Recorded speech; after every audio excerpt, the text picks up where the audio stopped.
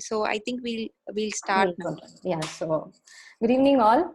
So I really appreciate each of your efforts to spare your time today to gain some knowledge, because education has the power to transform our children's lives. So today my topic I'm going to speak about is crooked teeth is preventable. Um, okay, so if my screen is being blocked or something, just let me know. I will. No, I didn't do anything.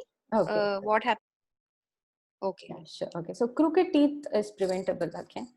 So see, by the time we see our baby's first new set of teeth, the tiny pearlies which comes out, we are very happy. It's a very exciting time. And one by one, all of their teeth starts growing. And by the time they are about age 3, they have about 20 of their full set of milk teeth. Okay. And after they have these set of 20 milk teeth till about 6 or 7 years of age, after which one by one they start falling out in the same order as they started coming into the mouth. So by the time the new teeth forms, by around 6 or 7 years of age, we see many conditions. I get many parents asking many questions to me. Why is my child's new teeth coming inside, coming outside? It is too big. The milk teeth is not fallen. A lot of confusions, a lot of questions arises by the time but around 6 or 7 years of age, when the first permanent teeth starts forming to the mouth. Many say my child's face has changed a lot because of the teeth, and so many stuffs. So there's recent studies, a lot of recent studies which show that crooked teeth problem in children is about 80%. Okay, the 80% of children, they have crooked teeth. Crooked teeth can be in any form. Okay, so basically crooked teeth can mean there are issues in the jaws, because the upper and the lower jaw, it is where the teeth are embedded. So there can be jaw issues or the teeth issues. It can be a crowded teeth, overlapping teeth, forwardly placed teeth, big gaps between the teeth, or a teeth not erupting in the correct position. It is erupting somewhere outside, somewhere up, and so many different forms of crooked teeth can develop.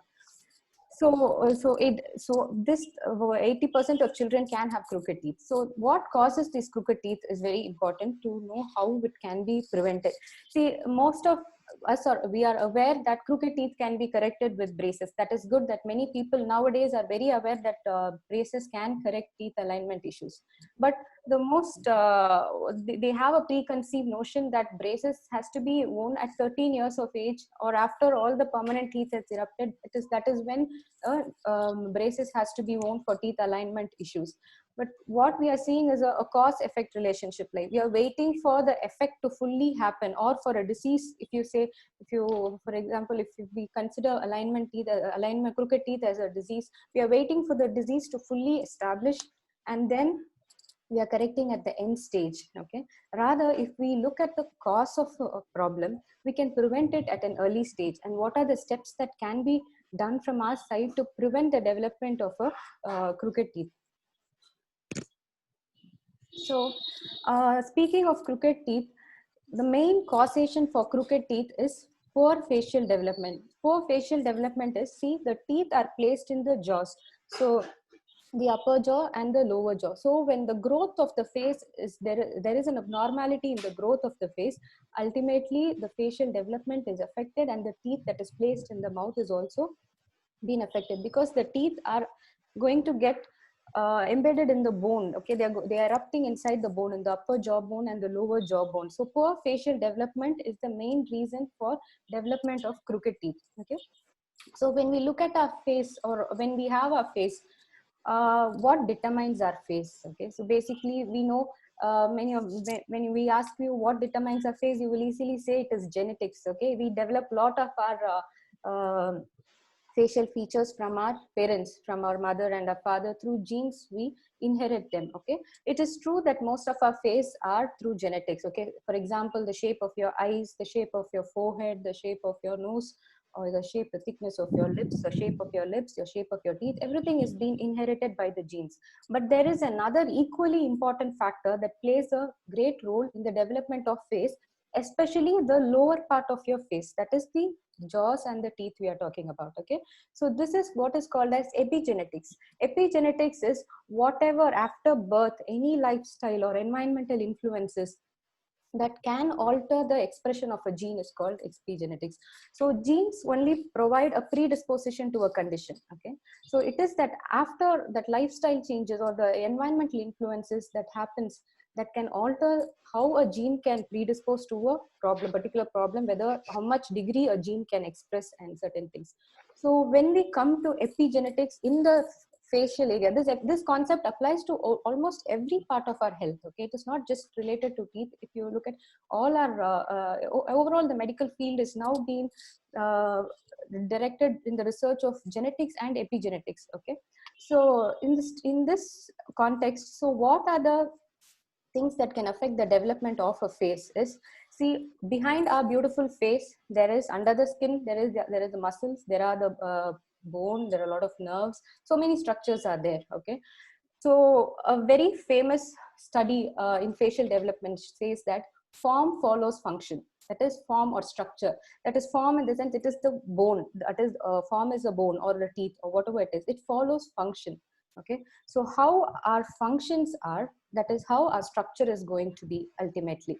So the functions, basically the facial functions that can affect the jaw are, see, our face, we do a lot of functions like chewing, swallowing, breathing, speech. These are all functions of our face which we perform with our upper and lower jaw, the teeth area. So when there is any alterations, when there is any abnormality in these functions, automatically the structure underneath or how it is formed, the structural form can be affected. Okay, these functions are mainly done by muscles. Okay, when we say speaking or swallowing or chewing or breathing, everything is done by muscles. Muscles are the main they are the organs for functions. They perform various functions. So when you look at your mouth, that the muscles, the main muscles that influence your teeth or your jaws, they are the tongue. Okay, the tongue is a very powerful muscle.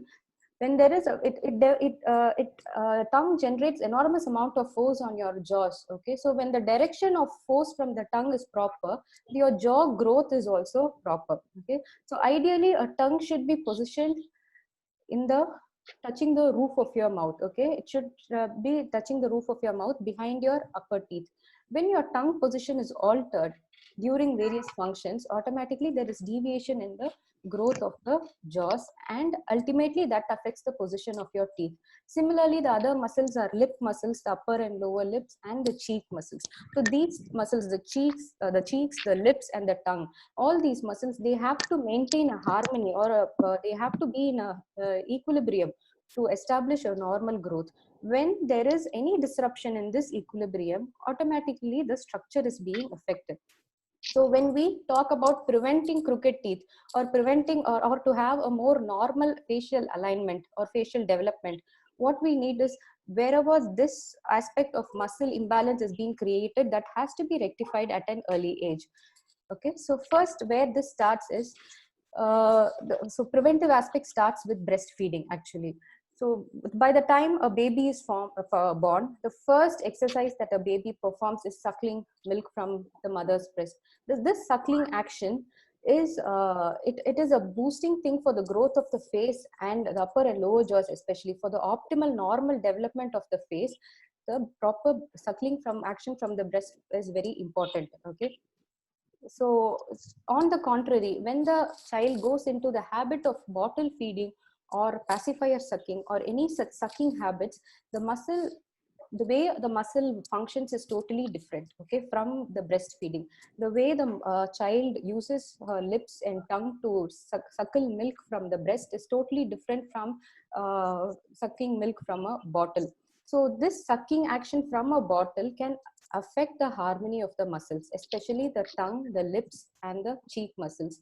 So automatically the facial development is being restricted, or a normal wide growing of the jaws is restricted there itself from the time a child is born. So this habit of this breastfeeding, and it is also important that how long we breastfeed. Okay, it is WHO recommends that at least till 2 years extended breastfeeding should be there, and even beyond that, if it is feasible, we can do that.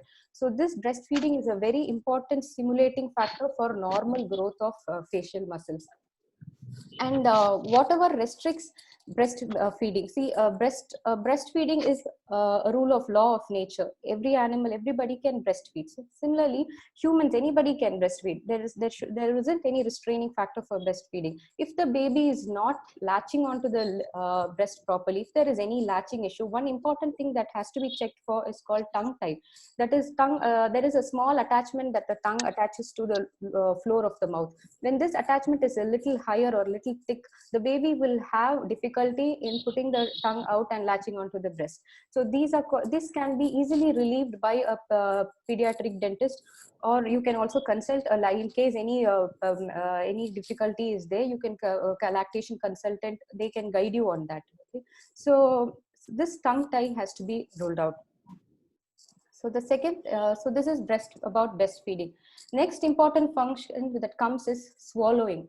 Okay, so by around 6 months or 7 months, we start introducing solid foods to our babies. So okay, so basically we have two types of swallowing pattern. So one is called an infant swallowing pattern, and second one is called an adult swallow pattern. What is an adult swallow pattern? You all just swallow now your saliva and see. Just check when you swallow, you clench your teeth together. Your teeth will be joined together.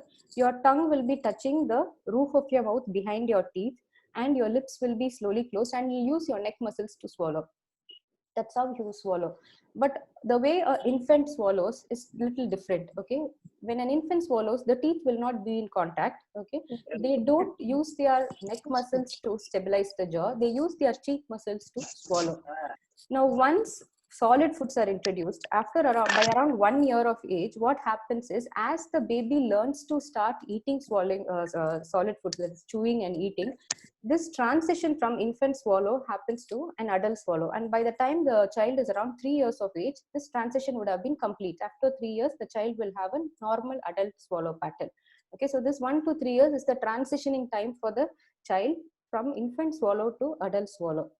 So during this transitioning time, what is important is, if this transition is not happening, or if there is the infant swallow is still retained during swallowing, this adult swallow pattern is not established, then again, as I said earlier, there is an disruption in the equilibrium of the muscles. That is, the tongue position is altered, the cheek muscles exert a lot of force, the tongue is lowered below, the tongue will not have that widening force on the jaws. So naturally, the development of the face is being affected. Once your jaws are not fully formed, fully well developed, there is no enough space for your teeth to get aligned properly. So that is the ultimate concept. So why this transitioning can get affected is, see, when a baby is introduced to solid foods, we give them mashed foods, easy to chew foods, easy to swallow foods, everything. But this pattern shouldn't continue. We shouldn't always give our child, even beyond 1 year, easily swallowing mashed type of food. We have to give them those food that can be chewed, a little chewy type of food. So they have to learn to use their teeth, chew well, and then swallow. So this chewing is an important function to help in transitioning the swallowing pattern from an infant swallow to an adult swallow. So always giving easy to swallow foods, mashed foods, or very semi-solid foods is not advisable beyond 1 year. Slowly, as and when the teeth of the child, teeth of the baby erupts, we have to give them a little finger foods, and then increase the consistency a little bit. Give a small piece of apple, or give a small piece of carrot, or give us some small piece of guava, and gradually after 2 years give them nuts. They have to bite and eat. So this is very important for the transitioning of the swallowing pattern. What happens if the swallowing pattern is not corrected? You can just see when there is an abnormal swallow pattern. I'll just reduce the volume. So you can see in this video, see how the girl is using her lips and cheeks to swallow. Okay, when she's swallowing, so much of movement can be seen in the lips and cheek area. This is called a reverse swallow, or it's simply called an abnormal swallow. It is not a normal swallow. When you normally swallow, nobody notices you're swallowing, okay, because you don't use your lips and cheek muscles to swallow. So this is called an retained infantile swallow. That is, when this transition of swallowing is not happening correctly, what happens is there is a problem there. Okay, so this can lead to your upper teeth coming forward, your upper teeth getting crowded, your lower teeth getting crowded. There is no space in the jaw to have a well aligned teeth. All such